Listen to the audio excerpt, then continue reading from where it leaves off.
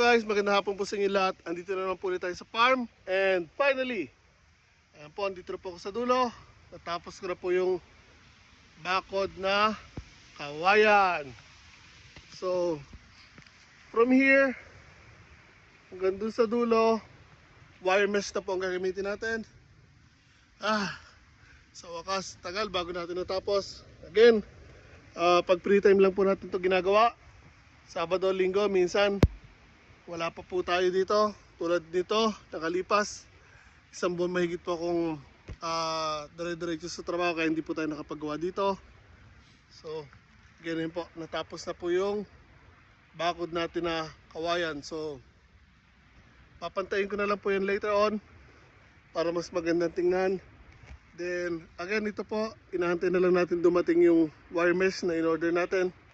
Tapos kakabit ko na po siya. Salamat po. Kapagod guys. Ang dami na naubos nating kawayan dyan. Shoutout nga pala kila Rodel. Maraming salamat po ulit. Sila ang katulong ko nagputol ng kawayan. Sila Sir Giro naman, tulong ko nagkabit nito. Tapos si Saddam, hindi ko alam last name ni Saddam, Pilipino rin po siya. Kasama ng isang hapon na katulong natin naghakot ng kawayan na pinutol po natin. Shoutout po sa inyo guys, maraming salamat po. Ito na po yung resulta ng pinagpaguran natin ng pagpuputol ng kawayan, paghahakot, pagbibiyak. Ay nako, kapagod. Sino pa ba? Si Vincent pala, shoutout din kay Vincent. Katulong ko rin po siya 2 days na nagbiyak po siya ng kawayan. So yan, hapon na.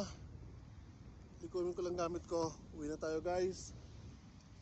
So bukas pag hindi ulit umulan, so dapat today uulan, pero luckily whole day pong sumikat yung araw, kaya yan po, medyo hindi na nagputik yung lupa. Dapat papadaanan ko sana ng traktora para lalagyan na lang natin ng animal manure, tapos iuhulma yung kama ng patatas. Kaya nga lang medyo basa pa rin po yung ilalim, kaya antay na lang tayo hanggang next week sa Sabado. Doon na lang po natin bungkalin ulit yan, tapos diretso na po ang tanim ng patatas. Again guys, ayun na po yung bakod natin dito sa farm. Yung kawayan, dito po yung kahoy, yun sa harapan ng bahay. Again, yung may net na yan, yung kulay green, lalagyan po natin yan ng swinging na gate. So, yung wala pang bakod na yun, wire mesh. Tapos dito naman, sa pagitan ng kapitbahay natin at property natin, pinag-iisipan ko pa kung ano ilalagay ko dyan.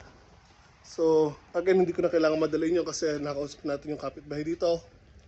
Okay lang daw sa kanila, naputulin yung mga puno dyan para mabakuran natin na maayos. So, since pagitan niya ng kapitbahay natin, pag-iisip ako may ko anong magandang ilagay dyan.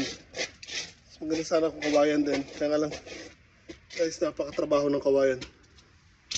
So, nandito na lang guys. Uwi na ako. Hindi tayo lahat palagi.